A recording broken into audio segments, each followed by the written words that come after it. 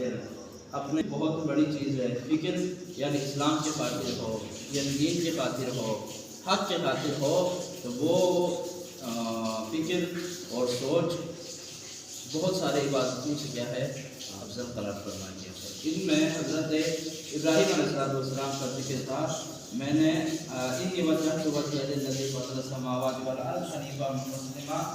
حنیفا وما انا من المشرکین۔ میں نے تو اپنا رخ پورے یکسوئی سے اس ذات کی طرف کیا ہے۔ حضرت ابراہیم فرماتے ہیں میں نے اپنے جان مان ہر چیز کو کیا ہے یکسوئی سے ایک طرف کیا ہے ذات کی طرف کیا ہے جس نے آسمان اور زمین کو پیدا کیا کیا ہے آسمان اور زمین کو کس نے بنایا ہے؟ ذات پروردگار عالم نے بنایا ہے، پیدا کیا۔ اور میں مشرکین میں سے نہیں ہوں۔ کون فرماتے ہیں؟ حضرت ابراہیم فرماتے ہیں پورے دنیا اس ٹائم حضرت ابراہیم کے دور میں بت پرست تھے، اللہ کی ذات کے منکر تھے، اللہ کی ذات کو نہیں مانتے تھے، لیکن اس وقت حضرت ابراہیم علیہ السلام اسلام کے پرچار کرنے والے، اسلام پہنچانے والے نبی تھے اور ہر وقت ان کا مقابلہ کرتے تھے۔ یہی واقعہ آپ نے مشہور سنا ہوگا، لیکن آج کا ذکر جو کرنا ہے وہ ہم نے ایک مخدومہ سیدہ اور ام المومنین حضرت خدیجہ الکبریٰ سلام اللہ علیہا کی یوم وصال ہے، ان کی آج شہادت کے دن ہے، وفات کے دن ہے، تو اس کے بارے میں کہنا ہے، لیکن مقصد اور مقصود کچھ اور ہے اس میں۔ اس لیے حضرت ابراہیم علیہ السلام کے اس زندگی حالات زندگی کو پکڑ کر تاکہ ان کی طرف ہمارا کیا ہے روح ان کی طرف کیا ہے، تو پورے دنیا حضرت ابراہیم علیہ السلام کے کیا ہے دشمن ہے۔ یہ واقعہ بھی بہت مشہور ہے۔ حضرت ابراہیم علیہ السلام جس شہر میں بابل میں رہتے تھے، پورے لوگ کیا ہے بت پرست تھے اور ان کے بڑے بڑے بت خانے بنے ہوئے تھے، بڑے خدا، چھوٹے خدا، درمیانے خدا، ہر ایک نے اپنے قبیلوں نے اپنا بت بنا کر اس کیا ہے جی عبادت خانے کے اندر رکھا ہوا تھا۔ ہر ایک اپنے کیا ہے خدا کے عبادت کرتے تھے، ہر ایک اپنے خدا کی کیا ہے عبادت کرتے تھے۔ ایک دن ان کا میلہ ہوا کرتے تھے، بڑا جلسہ جس طرح کہتے ہیں، جو شہر سے دور مرکز میں جانا تھا، تمام لوگ وہاں پہ چلے گئے دیکھنے کے لیے، میلہ دیکھنے کے لیے، سارے اپنے خداؤں کو چھوڑ کے وہاں چلا گیا اور بت خانہ خالی تھا۔ حضرت ابراہیم علیہ السلام کو موقع ملا، حضرت ابراہیم علیہ السلام اس بت خانے کے اندر گیا اور جا کے دیکھا تو بت کیا ہے اکیلے پڑا ہوا ہے۔ حضرت ابراہیم علیہ السلام نے کلاڑی پکڑا اور تمام خداؤں کو توڑ دیا، تمام خداؤں کا بھی نار کر دیا۔ جو اپنے بھی دفاع نہیں کرتے تھے تو ان انسانوں کی کیسے دفاع کرتے؟ حضرت ابراہیم نے توڑ کر جو سب سے بڑا خدا تھا کلاڑی کو اس کی گردن میں ڈال کر واپس آ گئے۔ لوگ واپس آ کے دیکھا تو ان کے اپنے خداؤں کا حشر نشر اس حالت میں دیکھا، تمام لوگ ناراض ہو گیا، غصہ ہو گیا، یہ کیا کر دیا ہمارے خداؤں کے ساتھ۔ وہ ہر ایک کہتے ہیں یہ کوئی اور نہیں ہے جو صرف کیا ہے ابراہیم کا کام ہوگا، جو ہر وقت خدائی یکتا کا کیا ہے بیان کرتے رہتے ہیں، خدائی یکتا کا کیا ہے بیان ذکر کرتے رہتے ہیں، اس کو مانتے ہیں، یہ اس کا کام ہے، کسی اور کا کام نہیں۔ سب جا کر حضرت ابراہیم کو پکڑا اور لے کے آیا، کہا یہ آپ نے ہمارے خداؤں کے ساتھ کیا کیا؟ لیکن حضرت ابراہیم علیہ السلام آ کے دیکھا، یہ دیکھو میں نے دن کو نہیں توڑا، بلکہ یہاں پہ توڑنے والا آپ کے درمیان میں موجود ہے، یعنی کلاڑی آپ کے بڑے خدا کی کیا ہے گردن میں ہے، ہو سکتے ہیں آپ کسی بڑے خدا نے توڑا۔ انہوں نے کہا یہ کیسے آپ باتیں کر رہے ہو، یعنی یہ خدا کوئی توڑنے والے ہیں، یہ کیسے کر سکتے؟ یہ خدا اپنے جگہ پہ ہل نہیں سکتے، وہ کیسے توڑیں گے؟ یہ خدا ہے، اس کو کیوں توڑا ہے؟ تو حضرت ابراہیم علیہ السلام نے فرمایا میں بھی یہی سمجھانا چاہتے ہیں، جو خدا اپنے دفاع اور اپنے پیروکاروں کی دفاع نہیں کر سکتے ہیں، وہ کسی کے توڑ نہیں سکتے ہیں، تو پھر آپ کی دفاع اور آپ کے لیے وہ کیا خیر ثابت ہو سکتے ہیں؟ ٹھیک ہے نا، ان کی کہنے کے مقصد وہ اپنے دفاع نہیں کر سکتے ہیں، وہ اپنے کیا ہے پیروکاروں کی دفاع نہیں کر سکتے، تو وہ اپنے رب کی کیسے دفاع کریں؟ ٹھیک ہے نا جی، وہ اپنے پیروکاروں کی دفاع نہیں کر سکتے، خود اپنے دفاع نہیں کر سکتے، تو ان کے پیروکاروں کی کیسے یہ دفاع کرے گا؟ اس وقت حضرت ابراہیم علیہ السلام نے ان کو ایک کی کیا ہے اسلام یعنی اللہ کی وحدانیت کا ایک بہترین وسیلہ وہاں پہ بیان کیا، لیکن پھر بھی وہ عقل والے نہیں تھے، لیکن نہیں سمجھے۔ اسی طرح اس دور میں حضرت ابراہیم نے جس طرح پرچار کیا اسلام کا، اسلام کے بعد آخری جو کیا ہے دین جو رسالت مآب صلی اللہ علیہ وآلہ وسلم لے کے آیا، اس وقت بھی رسول پاک کے دور میں رسول پاک کو بہت اسلام میں کیا ہے جی نقصان اٹھانا پڑا، اور بہت زیادہ دین اسلام کے لیے، جس طرح کل بھی میں نے آپ کے درمیان میں بیان کیا تھا، جس طرح رسول نے فرمایا کار رسالت میں جتنے مصیبتیں جتنے تھکن میں نے اٹھائے ہیں کسی اور نبی نے نہیں اٹھایا۔ اس دور میں انسان جب بھی تحریک چلاتے ہیں، جب بھی کوئی دین لاتے ہیں، کوئی نئے کام کرتے ہیں، تو اس میں دو پہلو بہت ضروری ہے۔ مختصراً دیکھو چند باتیں، بس ٹائم بھی کافی، میں مختصراً 2-3 باتیں کر لوں گا اس مخدومہ کے شان میں۔ تو جب بھی کوئی تحریک کوئی نئی بات چلائیں گے تو اس میں اہم 2 باتیں یاد رکھیں۔ جب بھی کوئی نئے تحریک کوئی نئی تنظیم کوئی نیا کیا ہے دین لائیں تو اس میں 2، جس طرح حضرت ابراہیم علیہ السلام کے لیے تکن مشکلات ہوا ہے اور حضرت ابراہیم کے حتیٰ کہ مارنے تک آئے، اسی طرح حضرت رسول پاک صلی اللہ علیہ وسلم کے دور میں بھی رسول کو بھی کئی بار زخمی کر لیا، بہت سارے کیا ہے مصیبتیں رسول پاک نے اٹھائی، اتنی بڑی شدت قسم کی مصیبتیں رسول پاک نے اٹھائے، لیکن اس کے باوجود اس کی پرد پش 2 تحریک بہت مضبوط تھا، اس لیے کار رسالت میں بہت ہی اہم اور بہت ہی کیا ہے بہترین طریقے سے انہوں نے اپنے کیا ہے مشن کو آگے لے کے گیا۔ ان میں سے 2 کون سے ہے؟ سب سے پہلے انسان کے لیے افرادی قوت ضروری کیا ہے، افرادی قوت نہ ہو وہ تحریک کبھی بھی نہیں چل سکتے ہیں۔ ایک دوسری بات، اس تحریک کو چلانے کے لیے اس کے پیچھے مالی اور ثروت ہونا ضروری ہے، مال ہونا ضروری ہے، مال کے بغیر مالی طور پر مضبوط ہوئے بغیر یہ تحریک کبھی بھی نہیں چلے گا۔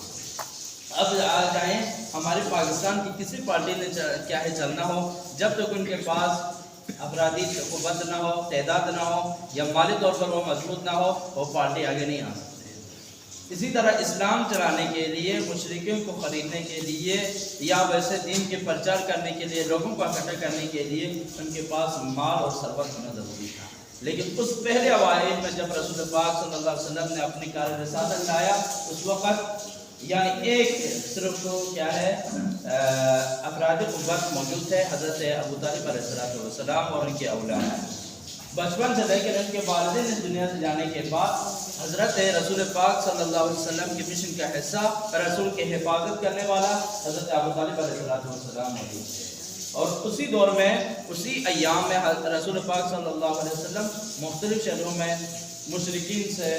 کیا ہے جی تجارت کے طور پر ان کے ساتھ جاتے تھے۔ اسی طرح آہستہ آہستہ تجارت کرتے ہوئے رسول پاک اس دور میں مشہور ہونا شروع ہو گیا۔ یہ شخصیت جب بھی کام کے سلسلے میں، تجارت کے سلسلے میں جہاں قافلے لے کے جاتے ہیں، لیکن خیر و برکت کے ساتھ منافع بخش ہو کر ان کی کیا ہے مالی کو پرافٹ لے کے آتے ہیں، یہ اتنا مشہور ہو گیا۔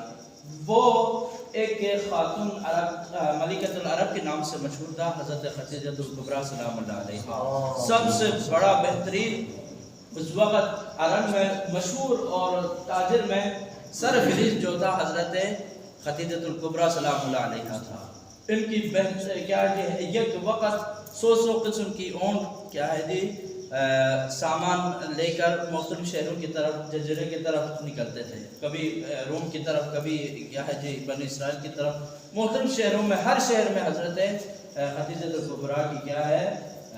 مال تجارت کے طور پر لے کے جاتے تھے۔ تو حضرت خدیجہ الکبریٰ نے حضرت محمد مصطفیٰ صلی اللہ علیہ وآلہ وسلم کی اس کرامات کو سن کر، ان کی اس پاک دامنی ایمانداری کو دے کر، یعنی کاروبار کے لیے، تجارت کے لیے رسول پاک کو اپنے کاروان کے ساتھ بھیجا۔ تو غلام آ کے ہر دفعہ حضرت رسول پاک صلی اللہ علیہ وسلم کی تعریف کیا، یہ جب بھی ہمارے ساتھ ہوتے ہیں تو ہمارے کام میں کیا ہے برکت ہی برکت ہوتے ہیں۔ ہمیں حضرت خدیجہ الکبریٰ متاثر ہوئی۔ حضرت خدیجہ الکبریٰ سلام اللہ علیہا نے بھی اپنے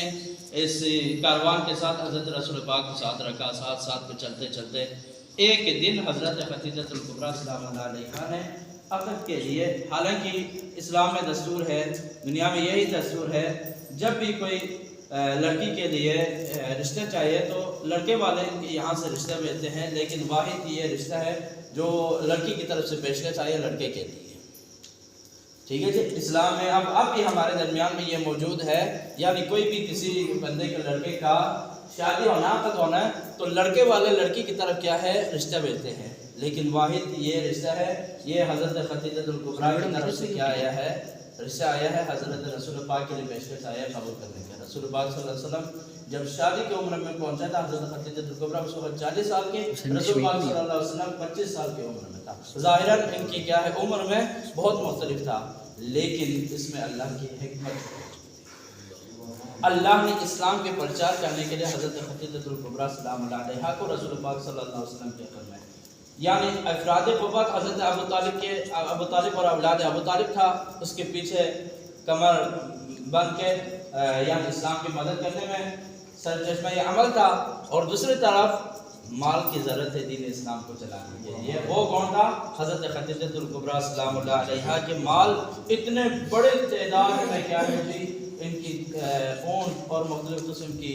مال و زار حضرت خدیجہ الکبریٰ کے پاس موجود ہے. لیکن جو ہی رسول پاک کے عقد میں آیا، عقد میں آنے کے بعد وہ ملکہ اپنے تمام مال و دولت کو رسول پاک صلی اللہ علیہ وسلم کی پیر اقدس میں کیا ہے نشاور کر دیا، یعنی دین اسلام کی خدمت کے لیے وقف کر دیا حضرت خدیجہ الکبریٰ نے.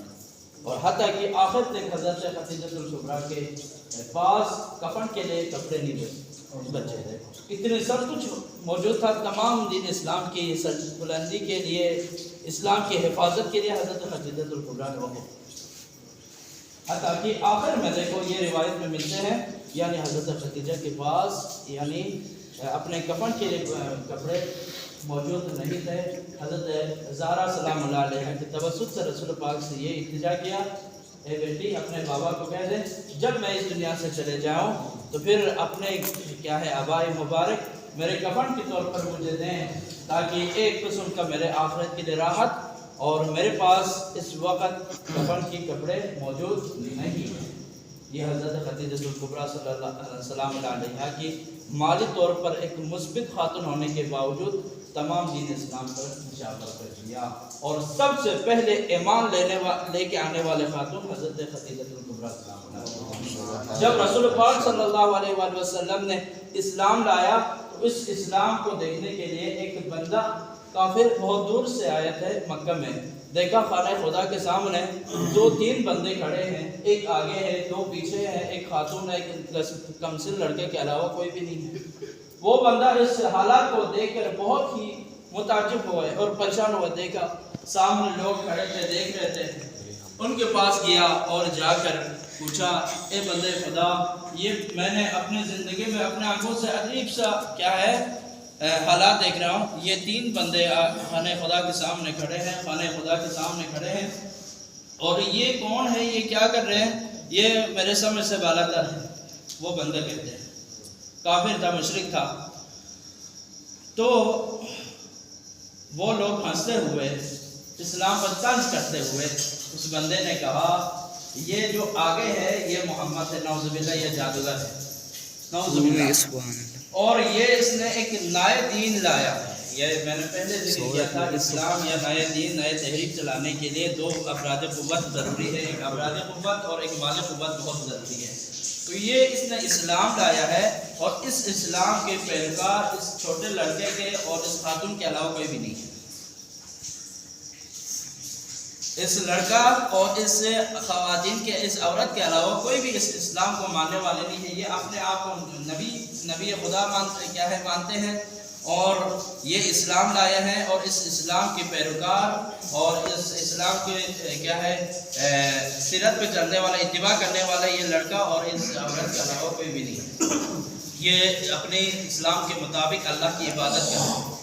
اپنے اسلام کے مطابق یہ عبادت کر رہے ہیں. یعنی پہلے والے جھکتے تھے، دونوں پیچھے جھکتے تھے، جب وہ کھڑے ہوتے تھے وہ پیچھے کھڑے ہوتے تھے، وہ سجدے میں جاتے تھے، وہ دونوں ساتھ سجدے میں جاتے ہیں. یہ کیا کرے، یہ نماز پڑھے گا اپنے حکم کے مطابق، اپنے اسلام کے مطابق، اس رسول کے حکم کے مطابق. اور اس اسلام کو ماننے والا اور اس کے پیروکار یہ لڑکا اور اس خواتین کے علاوہ، اس خاتون کے علاوہ کوئی بھی نہیں ہے. تو پہلے جو تھا وہ حضرت محمد مصطفیٰ صلی اللہ علیہ وسلم تھا. پیچھے جو تمثل کھڑا تھا وہ علی مرتضیٰ شیر خدا کرم اللہ وجہ علیہ الصلوۃ والسلام موجود تھے، اور جو اس کے پیچھے جو کیا ہے ام رسیدہ خاتون کھڑی تھی وہ حضرت خدیجہ الکبریٰ سلام اللہ علیہا۔ جمال محمد وآل محمد صلی اللہ اللهم صل على محمد وآل محمد۔ خدیجہ الکبریٰ سلام اللہ علیہا یعنی ان کے پیچھے کھڑی ہے، تو یہ اس اسلام کے مطابق یہ نماز ادا کر رہے ہیں، ٹھیک ہے جی۔ لیکن قوتی افراد سے دیکھا جائے تو حضرت علی یعنی پیش رہے، جب بھی رسول پاک صلی اللہ علیہ وسلم کو بستر پر سلاتے تھے، رات کو 3-4 مرتبہ حضرت ابو طالب اپنے جگہ سے اٹھتے تھے اور رسول پاک صلی اللہ علیہ وسلم کو ان کی بستر سے اٹھا کر ان کی بستر پہ بٹھاتے تھے، اور کبھی ان کی بستر سے اٹھا کر ان کی بستر پہ اٹھاتے تھے تاکہ رات کو مشرکین محمد پر حملہ کریں، لیکن حملہ کر لیں تو پھر محمد مصطفیٰ صلی اللہ علیہ وسلم بچ جائے اور میرے کوئی بچہ اسلام پر قربان ہو جائے۔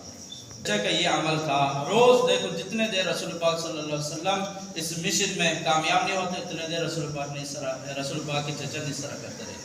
یہ قوتی افراد ہے۔ جب بھی رسول پاک صلی اللہ علیہ وسلم دین اسلام کے لیے مصیبت آتی تھی حضرت خدیجہ الکبریٰ پیش ہوتے تھے۔ جب شب ابی طالب میں اتنے سال کیا ہے جی 3 سال مشقت کے ساتھ زندگی گزارے، لیکن اس وقت کمزور ہو چکا تھا حضرت خدیجہ الکبریٰ 63 اور 64 مہینے کی چیزیں کم ہونے کے باوجود یعنی دین اسلام کے لیے یہ سختیاں برداشت کرتے ہیں۔ آج ہم مثلا اس کا مثال دیں، کوئی کھاتے پیتے لوگ گھرانہ اس میں آپ چلے جائیں، ان کا کھانا پینا بالکل بہترین تھا، لیکن وقت کے ساتھ ان کی مال کا نقصان ہو جائے، مال چلے جائیں تو ان کا کھانا پینا کیا ہو جاتا ہے، پہلے جیسے نہیں رہتے، وہ ختم ہو جاتے ہیں۔ اس وقت زندگی گزارنا اس بندے کے لیے بہت مشکل ہے، کیونکہ وہ پہلے راحت میں ہے، بعد میں وہ کیا ہے پریشانی میں مبتلا ہو چکے ہیں، تو وہ کیا ہو جاتے ہیں بہت ایک مشکل مرحلے سے گزرتے ہیں۔ وہ اس انسان کو پتہ چلتا ہے کہ اس مرحلے سے میں گزرا۔ اسی طرح حضرت خدیجہ الکبریٰ ملکۃ العرب تھا، اتنے سارے جائیدادوں کے باوجود، اتنے سارے مال دولت کے باوجود حضرت خدیجہ الکبریٰ بعد میں اسلام کے خاطر ان تمام کو ختم کر کے شعب ابی طالب میں یعنی وہاں پہ حضرت رسول پاک کی دفاع میں رسول خدا کے حق میں اور دین اسلام کی حفاظت کے لیے وہاں پر مستقل کھڑی رہی اور وہاں پر بیٹھے رہی، لیکن عمر رسیدہ ہونے کے باوجود، ان کی کھانا پینا بند ہونے کے باوجود دین اسلام کی خاطر یعنی پتے کھا کر انہوں نے زندگی گزارے۔ کیوں؟ کیونکہ حضرت خدیجہ الکبریٰ نے اسلام کی معرفت حاصل کر چکی تھی، کس سے؟ رسول پاک کے ذریعے سے، اور ان تمام چیزوں کو فوقیت دینے سے حضرت خدیجہ الکبریٰ نے انکار کر دی، یعنی اتنے عرب کے بڑے بڑے شہروں میں تاجر ہونے کے باوجود ان سب کو کیا ہے ٹھکرا کر دین اسلام اور رسول پاک کے پیروی کو اپنے لیے سب سے بڑی نعمت اور سب سے بڑے ان کے لیے بدبخت کیا ہے خوشبخت سمجھا، اس لیے انہوں نے ان تمام چیزوں کو ٹھکرا کر دین اسلام کی خاطر شب ابی طالب نے 3 سال گزارے۔ 3 سال گزار کر آخری وقت جو پہنچا، یعنی روایت میں ہے شب ابی طالب سے نکلنے کے اسلام کے ساتھ جو مشرکین کا بائیکاٹ تھا وہ ختم ہونے کے 2 مہینے کے بعد کیا ہے اس دنیا سے حضرت ابو طالب چلے گئے، اور حضرت ابو طالب کے جانے کے 35 دن بعد حضرت خدیجہ الکبریٰ بھی اس دنیا سے ظاہراً کیا ہے وفات پا گئی۔ حضرت خدیجہ الکبریٰ بھی اس دنیا سے جانے لگے، اور اس وقت رسول پاک صلی اللہ علیہ وسلم کو فرمایا، جب جانے لگے حضرت خدیجہ الکبریٰ اس دنیا سے، اس وقت رسول پاک صلی اللہ علیہ وسلم ان کی خدمت کے لیے، ان کی ذمہ داری کے لیے ان کی سراہنے آیا، تو رسول پاک صلی اللہ علیہ وسلم کو یعنی خدیجہ الکبریٰ نے کہا، رسول پاک صلی اللہ علیہ وسلم یعنی میں اپنے زندگی میں جو کچھ کیا ہے اس نے خدا کی خاطر کیا، اگر زوجیت میں آنے کے بعد میں خدیجہ سے کوئی کسی قسم کی نافرمانی، کوئی کسی قسم کی کمی رہ گئی ہو تو اللہ کی خاطر مجھے معاف کر دینا۔ اس وقت رسول پاک کی کیا ہے آنکھوں سے آنسو جاری ہوتے، اے خدیجہ آپ نے اسلام کے لیے وہ قربانی دی ہے جو اس سے پہلے کسی خاتون نے نہیں دیا۔ اتنے بڑے حضرت خدیجہ الکبریٰ کی کیا ہے قربانی ہے دین اسلام کے لیے، محسنہ اسلام ہے حضرت خدیجہ الکبریٰ۔ خاتونوں میں سے سب سے پہلے اسلام لانے والے خاتون کیا ہے حضرت خدیجہ الکبریٰ۔ جب بھی رسول پاک صلی اللہ علیہ وسلم کے سامنے حضرت خدیجہ الکبریٰ کا ذکر ہوتے تھے، لیکن حضرت خدیجہ الکبریٰ کا ذکر ہونے کے ساتھ ساتھ رسول پاک کے چہرے اطہار پر یعنی غمگین کی حالت اور ان کی آنکھوں سے رخسار پر کیا ہے آنسو جاری۔ اس نے اسلام کے لیے وہ کچھ کر گیا جو اسلام کے لیے تصور میں نہیں تھا، وہ سب کچھ کر کے گئی جو اسلام کے لیے ایک بہترین اور ایک مددگار خاتون ثابت ہوئے۔ اس کے جانے کے بعد رسول پاک صلی اللہ علیہ وسلم نے کسی اور خاتون کے ساتھ اتنا محبت کا اظہار نہیں کیا جتنا حضرت خدیجہ الکبریٰ سے کیا۔ دیکھو ان کی عظمت کے لیے، ان کی حرمت کے لیے اتنا کافی ہے، حضرت خدیجہ الکبریٰ 40 سال کے ہونے کے باوجود اور زندگی میں رسول پاک صلی اللہ علیہ وسلم نے ان کے دور حیات میں کسی اور سے عقد نہیں کیا، کسی اور کیا ہے بیوی سے عقد نہیں کیا۔ جب رسول خدا صلی اللہ علیہ وسلم اس دنیا سے جانے سے پہلے، یعنی خدیجہ الکبریٰ اس دنیا سے جانے سے پہلے کسی سے عقد نہیں کیا۔ ان کی وفات کے بعد، حضرت خدیجہ الکبریٰ کی وفات کے بعد رسول پاک صلی اللہ علیہ وسلم نے عقد کیا۔ لیکن خاتونوں نے بارہا کہا، یعنی رسول پاک صلی اللہ علیہ وسلم کو، یا رسول اللہ آپ ہر وقت ایک بڑی خاتون کی یاد کر کے کہ ہمیشہ آپ غمگین رہتے ہو۔ اس وقت رسول کے چہرے ادھار پر رحمت للعالمین ہونے کے باوجود غم کا اثر ہوتا ہے، یعنی خدیجہ کی آپ کسی نے بات نہیں کرنا، خدیجہ جیسے کوئی خاتون اور خدیجہ جیسے کوئی شریک حیات مجھے محمد کو ملا ہے، یہ ان کی عظمت کے لیے کافی ہے۔ آخری وقت پہنچا، حضرت خدیجہ الکبریٰ اس دنیا سے جانے لگے، اس وقت رسول پاک اور کمسن حضرت فاطمہ الزہرا سلام اللہ علیہا حج کرنے میں، اور حضرت خدیجہ الکبریٰ نے رسول پاک کو یہی وصیت فرمایا آخری وقت میں، یا رسول اللہ جب میں اس دنیا سے چلے جائیں تو پھر میرے اس بیٹی 5 سال کی بیٹی ہے، اس کے لیے آپ نے کیا ہے ہمیشہ اس کا خیال رکھنا۔ رسول پاک صلی اللہ علیہ وسلم کو فرمایا، اے رسول اپنے کیا ہے عباس سے مجھے کفن دینا اور اپنے ہاتھوں سے مجھے لحد میں اتارنا، اور اپنے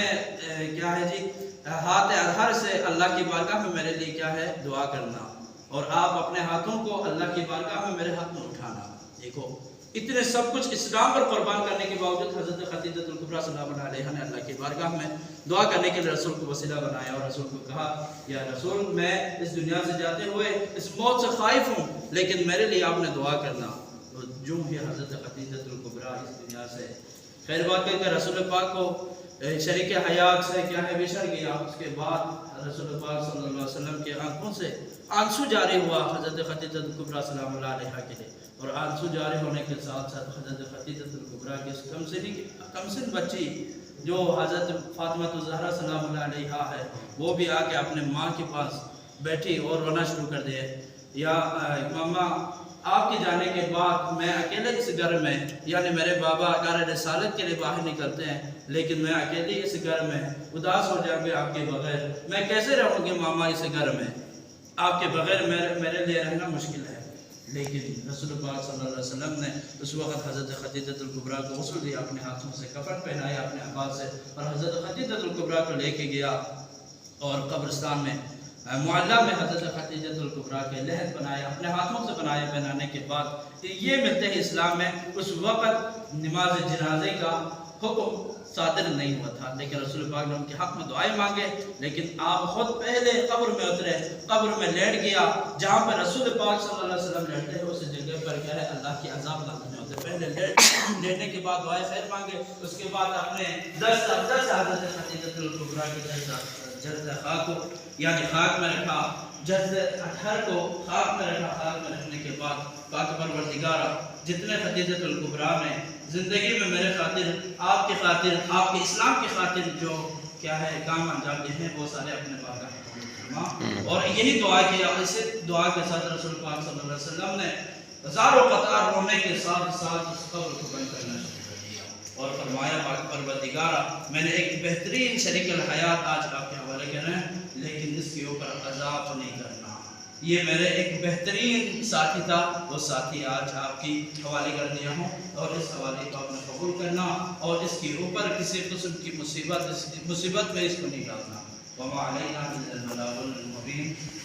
اللہ سے دعا ہے پاک پروردگار عالم اس خاتون نے برحق اس خاتون کی شہادت کے وسیلے سے دین اسلام کے لیے بھی بہت پریشان ہے، رسول پاک میں بہت پریشان ہوا، اس خاتون کے وسیلے سے مومن کی جتنے بھی پریشانی ہیں وہ پریشانی کی فرما، سب کی دعا کو مستجاب فرما، سب کو ہمیشہ دین حق دین مبین کی پرچار کرنے کی، اس خاتون کی سیرت میں چلنے کی توفیق عطا فرما، ہمارے خاتونوں کو بھی احسان اور جذبہ اور قربانی، اور اپنے بچوں کو بھی دین اسلام کی قربانی اور احسان کرنے کی توفیق فرما۔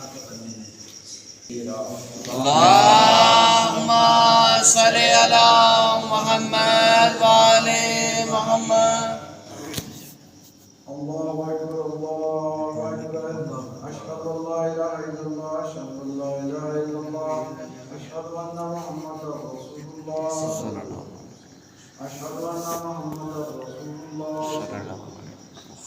أشهد أن أمير المؤمنين وإمام المتقين علي ولي الله أشهد أن أمير المؤمنين وإمام المتقين علي وجد الله حي على الصلاة حي على الصلاة حي على الفلاح حي على الفلاح حي على